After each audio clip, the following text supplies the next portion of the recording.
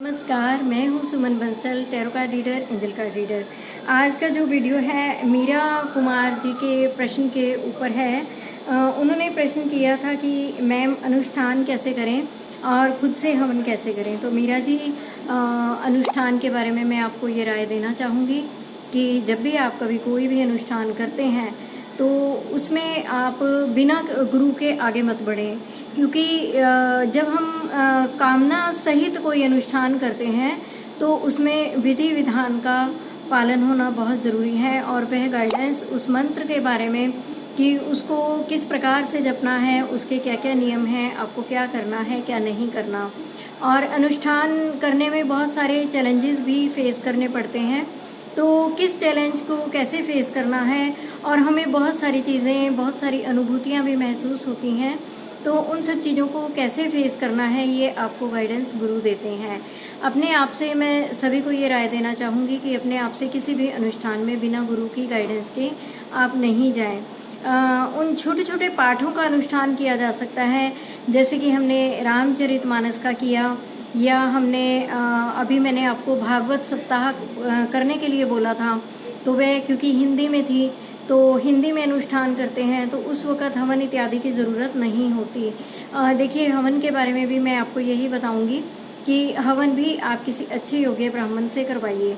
अगर आपने for example अगर आप मंत्र का अनुष्ठान करते हैं तो आप गुरु के गाइडेंस में उसको कीजिए और गुरु की गाइडेंस में ही आप इसका हवन इत्यादि कीजिए। और अगर आप किसी पाठ का अनुष्ठान करते हैं, जैसे रामचरितमानस के पाठ हैं, संपुट लगाकर बहुत सारे इसके श्लोक हैं जो संपुट लगाकर पाठ किया जाता है, विशेष पाठ का रामायण के एक विशेष भाग का संपुट लगा के पाठ किया जाता है और वो बहुत अच्छे से वर्क भी करते हैं, आपकी सभी मनोकामनाओं को पूर्ण करने में सक्षम है। तो अगर आप वो अनुष्ठान करते हैं तो आप उसमें हवन इत्यादि की कुछ खास ज़रूरत नहीं होती, आप सिंपली उसको अपने आप से कर सकते हैं, उसमें दीक्षा लेने की ज़रूरत नहीं है। और बाद में उसका आपको एक छोटा सा उद्यापन करना होता है, वो आप मेरे पर्सनल पर मुझे मैसेज करके आप मुझसे जानकारी ले सकते हैं। अभी जैसे मैंने भागवत का बताया था कि आप अपने पितरों के मुक्ति के लिए, उनकी वेलनेस के लिए आप भागवत का पाठ कीजिए। तो भागवत क्योंकि हिंदी में है, अगर हम संस्कृत में करते हैं तो उसमें भी थोड़ा सा नियम का पालन होता है और हिंदी में हमें इतने ज़्यादा नियमों का पालन नहीं होता, और हिंदी में आप भागवत का पाठ कर सकते हैं और बाद में एक उद्यापन की तरह से इसका एक हम समापन कर सकते हैं। इसमें हमें किसी भी हवन की ज़रूरत नहीं होती, ना रामचरितमानस के पाठों में हमें होगी और ना ही हमें भागवत या गीता जी के पाठों में बाद में हवन इत्यादि की ज़रूरत होगी। अगर आप करवाना ही चाहते हैं तो आप ब्राह्मण से करवा सकते हैं, इसमें कोई हानि नहीं है।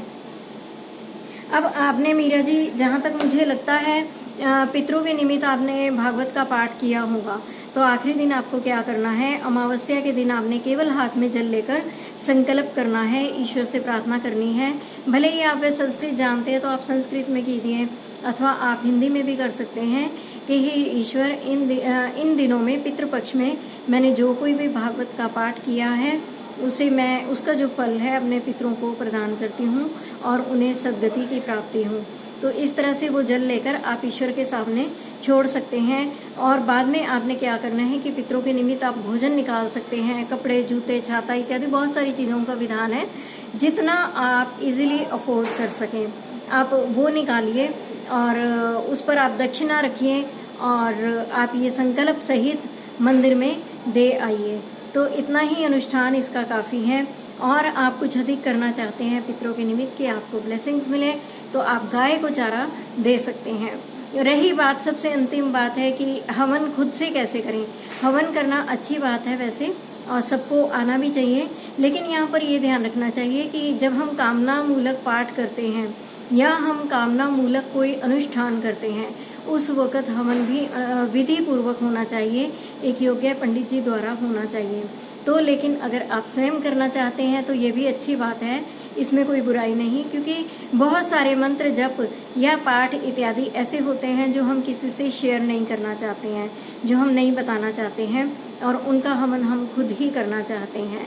और अगर आप दैनिक जीवन में हवन करना चाहती हैं, सीखना चाहती हैं और सात्विक हवन करना चाहती हैं, तो सात्विक हवन सीखने के लिए बहुत ही सिंपल सी चीज़ है कि आप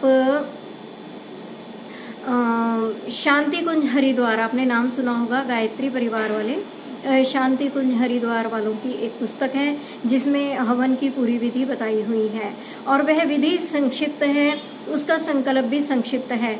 उस पुस्तक को लाने से आपको क्या बेनिफिट होगा कि आपको एक तो संकल्प संक्षिप्त विधि में करना आ जाएगा और बिल्कुल वो सही होगा, और साथ ही में आपको हवन करना भी बिल्कुल संक्षिप्त विधि से आपको हवन करना आ जाएगा।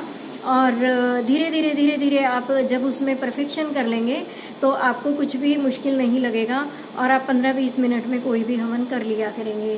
तो उम्मीद करती हूँ आप अपने आसपास के गायत्री परिवार से जुड़िए। इनकी हर शहर में शाखा होती है और ये अपने यजमान को हवन करना भी सिखाते हैं, तो आप उनकी मदद लीजिए, आप वहाँ से पुस्तकें लाइए, उनका अध्ययन कीजिए और धीरे धीरे उसको करना सीखिए। और ईश्वर को पता होता है कि आप लर्निंग प्रोसेस में हैं और आप इतना डरिए मत और बाद में आप क्षमा याचना करके उठ जाइए। लेकिन फिर भी मैं एक बार आपको ज़रूर कहूँगी कि हवन के लिए आप कोशिश कीजिए कि आप ब्राह्मण को बुलाएं और इस बात का भी ध्यान रखिए कि आप सकाम भाव से पाठ कर रहे हैं या निष्काम भाव से। सकाम भाव से हमेशा सभी शर्तों का, नियमों का पालन करना होता है, विधि विधान से करना होता है और निष्काम भाव में कोई भी बाउंडेशन नहीं है। उम्मीद करती हूँ कि आपके सभी संशय दूर हुए होंगे। Thank you.